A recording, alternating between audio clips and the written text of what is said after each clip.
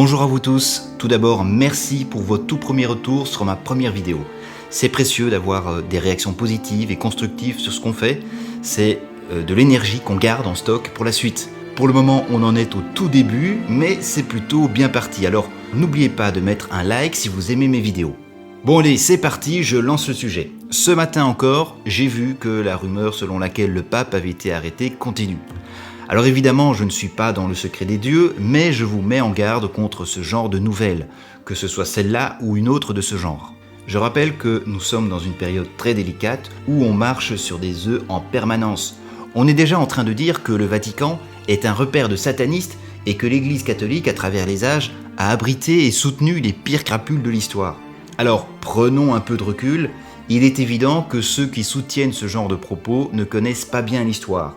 Personnellement, je ne suis pas historien, mais j'ai quand même quelques connaissances de base que j'ai acquises bien avant 2020. Et ce que je peux dire d'après ce que je sais, c'est que oui, il y a plus que probablement des francs-maçons qui ont infiltré l'Église.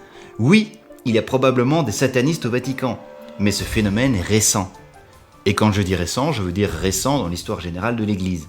Ce n'est d'ailleurs que récemment que certains prélats s'en sont inquiétés, comme Monseigneur Vigano, qui a été nonce apostolique aux États-Unis.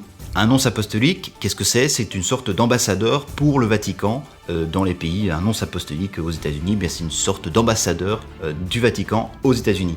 Alors Monseigneur Vigano a écrit plusieurs lettres ouvertes à Trump où il met en garde Trump qu'à côté de l'état profond contre lequel Trump se bat, il y a aussi une église profonde, qui est le pendant spirituel d'un combat à mort entre le bien et le mal.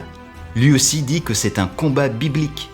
Alors, à quand remonte cette infiltration maçonnique dans l'église ? D'après mes infos, la franc-maçonnerie, comme on la connaît aujourd'hui, prend son essor durant le siècle des Lumières. Elle intervient dans la Révolution française et se développe vraiment au 19e siècle. À ce moment-là, il y a des catholiques qui sont ouvertement francs-maçons. Et c'est aussi à ce moment-là que l'Église se penche sur cette secte, parce que c'est une secte, quelque part, et elle met en garde les catholiques, en disant qu'on ne peut pas être à la fois franc-maçon et catholique, parce que c'est opposé, c'est antinomique. La franc-maçonnerie combat l'Église sur le plan des idées, et combat l'Église tout court. Le pape Pie IX, lui, condamne en son temps ce qu'il appelle les erreurs modernes, mais les erreurs modernes, ce sont les idéologies franc-maçonnes. Et au début du XXe siècle, le pape Pie X se rend compte que l'Église est déjà complètement infiltrée par les francs-maçons. Et il entreprend un grand nettoyage, ce qui va préserver l'Église momentanément au début du XXe siècle. Mais par la suite, les francs-maçons ont à nouveau infiltré l'Église, et personne ne leur a barré le passage cette fois-ci, ce qui a débouché sur la grande révolution dans l'Église. Et cette grande révolution, c'est le Concile Vatican II. Depuis lors, on se doute bien que l'Église est infiltrée par la franc-maçonnerie. Ça fait donc au moins 5 décennies, 50 ans qu'ils ont noyauté le Vatican. Et maintenant, le pape lui-même est très clairement plus franc-maçon que catholique.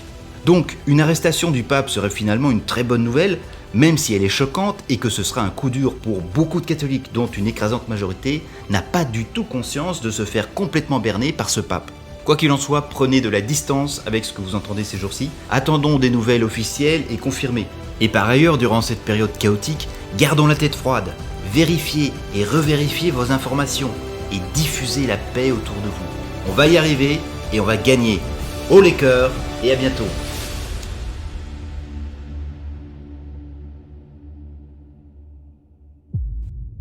N'oubliez pas de vous abonner et d'activer la cloche pour être informé de mes prochaines vidéos.